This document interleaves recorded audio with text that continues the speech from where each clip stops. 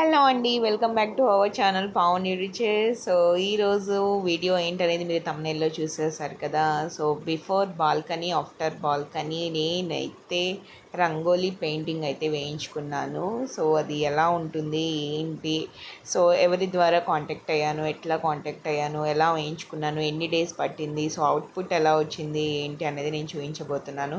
So before అయితే మా balcony ఇలా ఉందన్నమాట. సో ఇది ఇన్ ఫ్రంట్ ఆఫ్ గుమ్మం ముందు వస్తుంది ప్లేస్ అంతా. సో దీన్ని ఎలా మార్చాను, రంగోలీ పెయింటింగ్ ఎలా వేయించాను, ఏంటి, ఎంత ఖర్చు అయింది అనేది ఈ వీడియోలో క్లియర్గా చూపిస్తాను. సో వీడియో అనేది ఎక్కడ స్కిప్ చేయకుండా ఫుల్గా చూడండి అండి, అప్పుడే మీకు మంచి ఇన్ఫర్మేషన్ అందుతుంది అండ్ కాంటాక్ట్ డీటెయిల్స్ కూడా ఇవ్వడం జరుగుతుంది వీడియో ఎండింగ్లో.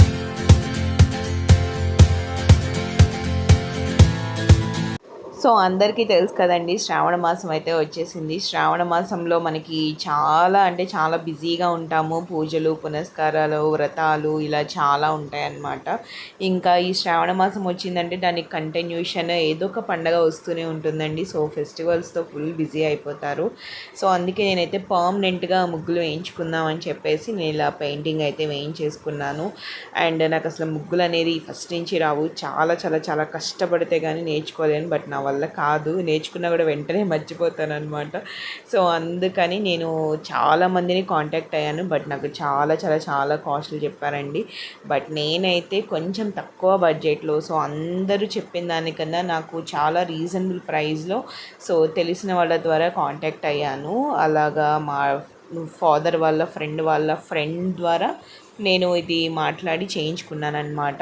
సో చాలా బాగా డిజైన్ చేశారండి. తను చాలా మంచి ఆర్టిస్ట్ అనమాట.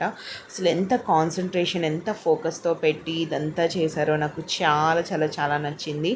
సో ఇదంతా నాకు కంప్లీట్ అవ్వడానికి 3 days అండి. సో ఫస్ట్ మనం మన టైల్ని, ఆ ప్లేస్ని మొత్తం చాలా నీట్గా క్లీన్ చేసుకొని శుభ్రం చేసుకొని పెట్టుకోవాలన్నమాట. సో చేసుకున్న తర్వాత ఫస్ట్ నేను ఇది వేయమని చెప్పాను. ఫస్ట్ బోర్డర్ వేసి ఆ తర్వాత ఇలా 3 flowers గుమ్మం ముందు, మెయిన్ సింహద్వారం ముందు ఒకటి, ఈశాన్యం వైపు ఒకటి, ఆగ్నేయం వైపు ఒకటి రావాలని చెప్పి అడిగాను.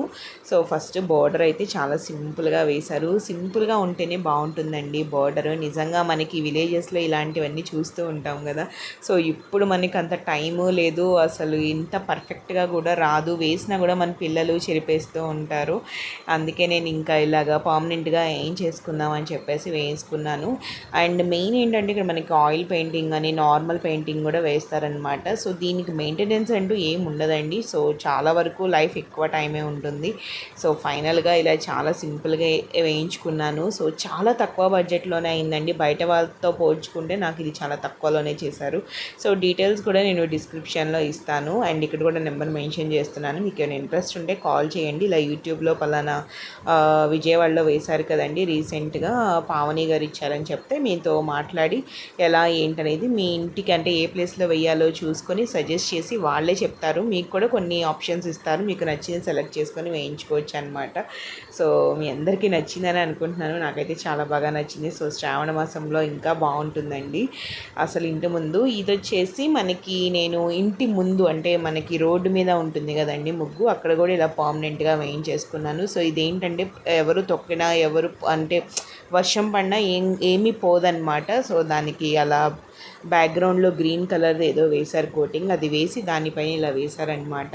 సో ఫైనల్గా నాకైతే చాలా నచ్చింది ఈ రంగోలీ పెయింటింగ్. సో మీరు కూడా ఇలా పర్మనెంట్గా పెళ్ళిళ్ళు ఉన్నా, ఫంక్షన్స్ ఉన్నా, ఫెస్టివల్స్ ఉన్నా, ఇంట్లో వేయించుకోవాలన్నా, టైల్స్ మీద అయినా, బాల్కనీస్లో అయినా హ్యాపీగా వేయించుకోండి. Thank you so much for watching. Bye bye, see you.